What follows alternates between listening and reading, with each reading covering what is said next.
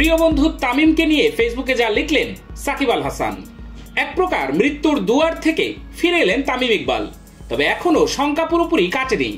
সাবেক এই অধিনায়কের জন্য প্রার্থনায় স্বজন, ভক্ত সমর্থক থেকে শুরু করে গোটা দেশের মানুষ, এমনকি বিশ্ব ক্রিকেটের অনেকেই তামিমের জন্য প্রার্থনা করছেন।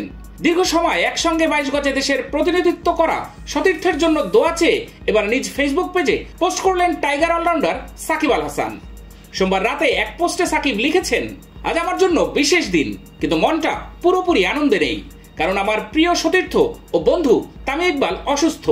মাঠে আমরা একসঙ্গে অনেক লড়াই করেছি, অনেক স্মৃতি রয়েছে, আর সবসময় চাইবো আমাদের এই পথ চলা আরো দীর্ঘ হোক।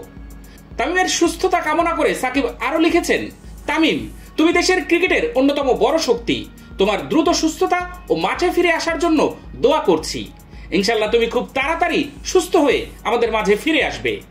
তামিমের জন্য আপনার দোয়াই হবে আমার জন্মদিনের সেরা উপহার। দোয়া করবেন আমার ভাই তামিম যেন দ্রুত সুস্থ হয়ে আবার মাঠে ফিরতে পারে, যোগ করেন সাকিব আল হাসান। এর আগে নিজের জন্মদিন ভক্তদের সঙ্গে উদযাপন করার সময় এক ভিডিও বার্তায় সাকিব বলেন, আশা করি তামিম তাড়াতাড়ি সুস্থ হয়ে উঠবে, ওর জন্য দোয়া করবেন সবাই।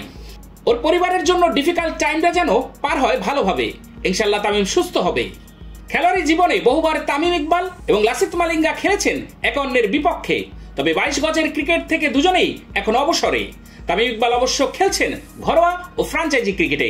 মালিঙ্গা এখন পুরোদস্তুর কোচ।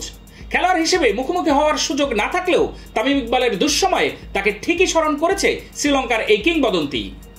তামিম ইকবালের এমন পরিস্থিতিতে তার প্রতি শুভকামনা জানিয়েছে লাসিথ মালিঙ্গা।